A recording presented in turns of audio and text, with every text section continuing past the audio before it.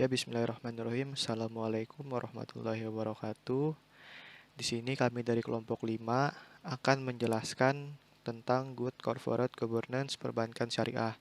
Sebelum masuk ke dalam materi, di sini saya akan memperkenalkan anggota kelompok. Yang pertama saya sendiri yaitu Muhammad Panji, yang kedua Maulida Yanti. Ya, di sini saya Maulida Yanti ingin menjelaskan bagian A, yaitu konsep definisi Good Corporate Governance. Tata kelola perusahaan yang baik. Good Corporate Governance merupakan struktur yang oleh stakeholder, pemegang saham, komisaris, dan manajer menyusun tujuan perusahaan dan sarana untuk mencapai tujuan tersebut dan mengawasi kinerja. Good Governance merupakan suatu sistem input, proses, output, dan seperangkat peraturan yang mengatur hubungan antara berbagai pihak yang kepentingan stakeholder, terutama dalam arti sempit hubungan antara pemegang saham, dewan komisaris, dan dewan direksi demi tercapainya tujuan perusahaan. Good Governance dimasukkan untuk mengatur hubungan-hubungan ini dan mencegah terjadinya kesalahan-kesalahan signifikan dalam strategi perusahaan dan untuk memastikan bahwa kesalahan yang terjadi dapat diperbaiki segera. Di sini, Good Governance merupakan sebuah struktur yang melibatkan berbagai pihak sehingga menghasilkan sebuah tata kelola perusahaan yang baik sehingga tujuan perusahaan tercapai. Selain itu juga, Good Governance merupakan sebuah sistem proses input-output.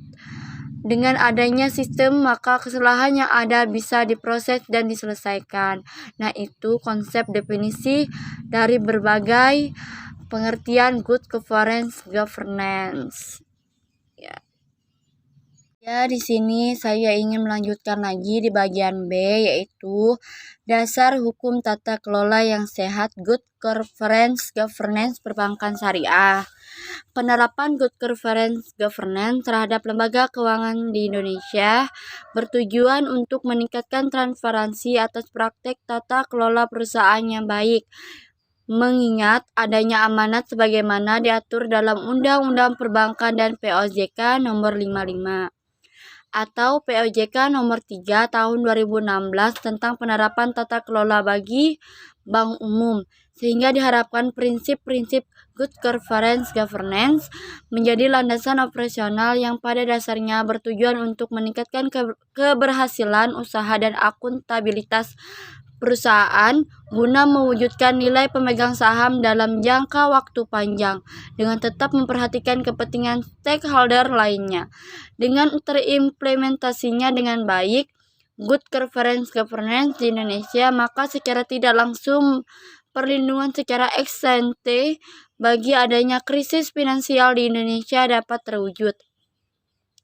Dengan demikian, jelas bahwa relasi penerapan prinsip-prinsip Good Governance pada lembaga perbankan akan menjadikan pengelolaan bisnis perbankan menjadi lebih terbuka dengan berperannya seluruh fungsi dan unsur yang terlibat dan terkait secara maksimal, efektif, dan efisien sesuai peran dan tanggung jawab masing-masing.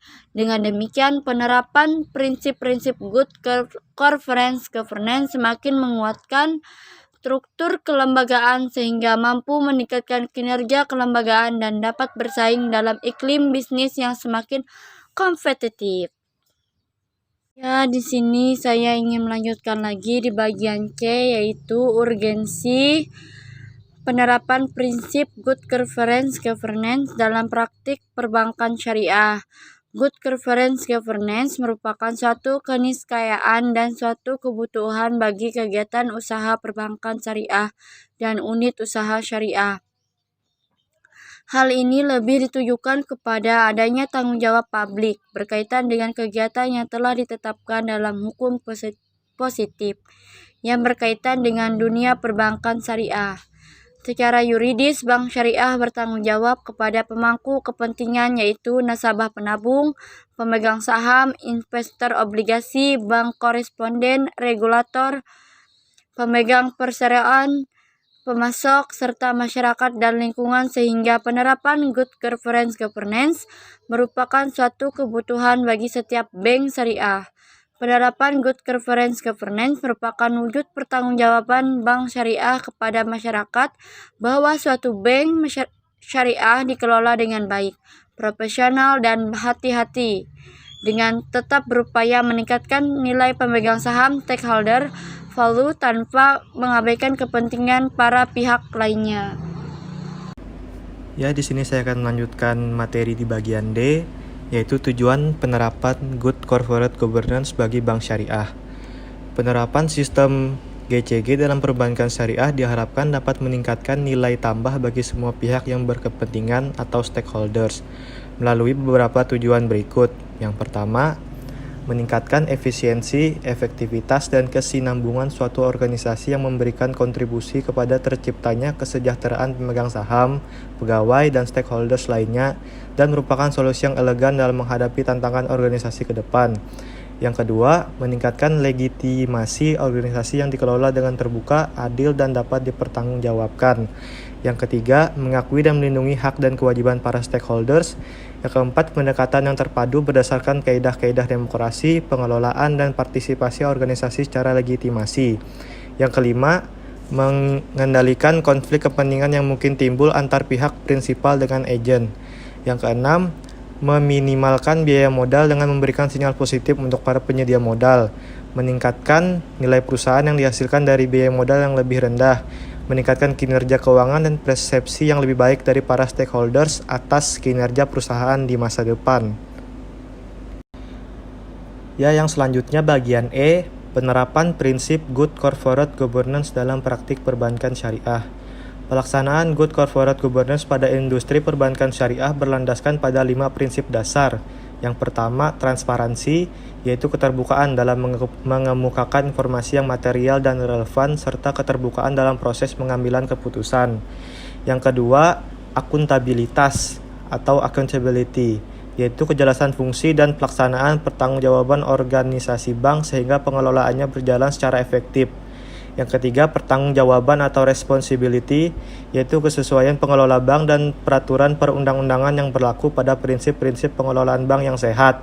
Keempat, profesional atau profesionalitas, yaitu memiliki kompetensi, mampu bertindak objektif, dan bebas dari pengaruh atau tekanan dari pihak manapun atau independen, serta memiliki komitmen yang tinggi untuk mengembangkan bank syariah. Yang kelima adalah kewajaran atau fairness, yaitu keadilan dan kesetaraan dalam memenuhi hak-hak stakeholders berdasarkan perjanjian peraturan perundang-undangan yang berlaku. Pelaksanaan good corporate governance perbankan syariah tidak hanya dimaksudkan untuk memperoleh pengelolaan bank yang sesuai dengan 5 prinsip dasar dan sesuai dengan prinsip syariah, akan tetapi juga ditunjukkan untuk kepentingan yang lebih luas.